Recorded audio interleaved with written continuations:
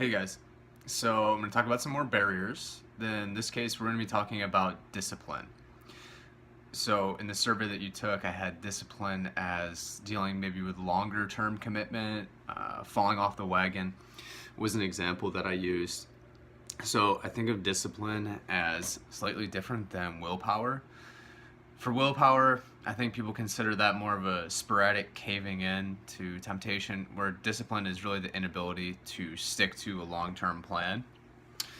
Um, the real definition of discipline is basically self regulation for the sake of improvement. A disciplined person basically understands the relationship between their current behavior and their long term goal. So basically, what I'm going to do right now will affect who I am a week from now or a month from now. So for people that are disciplined, that link between behaviors and their goals or their long term goals actually exist. So for example, since the new year has started, I have only had one beer, and at this time it is February 2nd.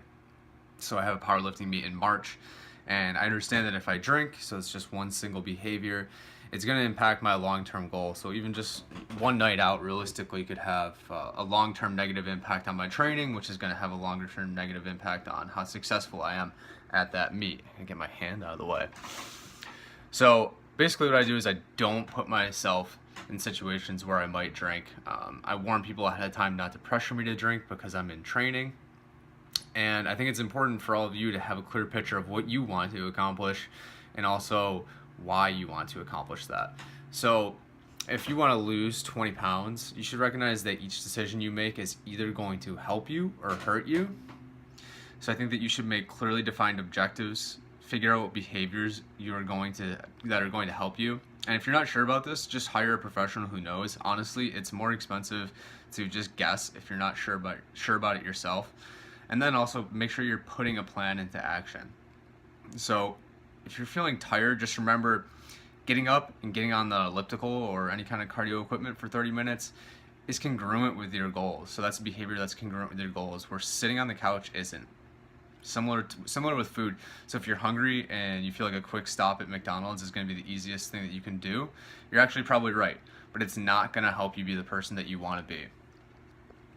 So again, once you have a crystal clear picture of who you want to be or what you want to accomplish, your decisions for the most part should really fall in line with who you want to be. So what would that person do?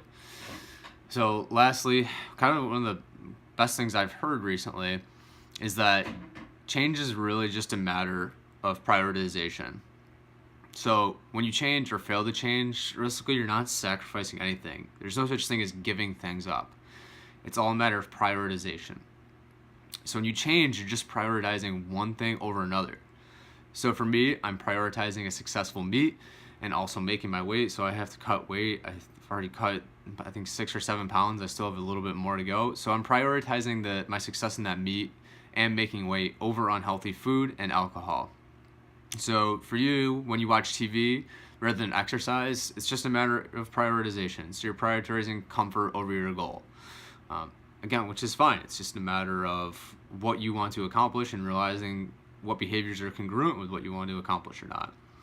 So there's always what's called an opportunity cost to making healthy life changes.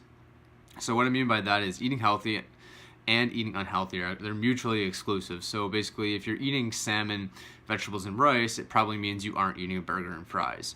So it might seem like a sacrifice, but in reality, it's not. It's just a matter of what you value. And it's really a difference between long-term outcomes versus short-term pleasure. So if you're eating something that might not be super tasty compared to something that's less healthy but tasty, with the healthy and tasty food, you're not going to see immediate results. You're not going to get immediate pleasure. It's going to be behaviors over time. Versus if you're eating the burger and fries that might taste good, make you feel good for a little while, but it's not going to help you reach your goal. So in the end, just make sure you're creating a crystal clear version of the person that you want to be. And then with each decision that you make, think about it like this. Is this decision going to get me closer to my goal of being that person? So if you're thinking about getting seconds of food, is that going to help me reach my goal? Do I really need to do that? If you're tired after a long day of work, it's going to be harder to exercise. But does that mean that you can't exercise? No. So it's just a matter of prioritization. And if you do make decisions that aren't in line with your goals, again, that's fine. You're human. Forgive yourself, and just make sure that you're only doing these behaviors in moderation.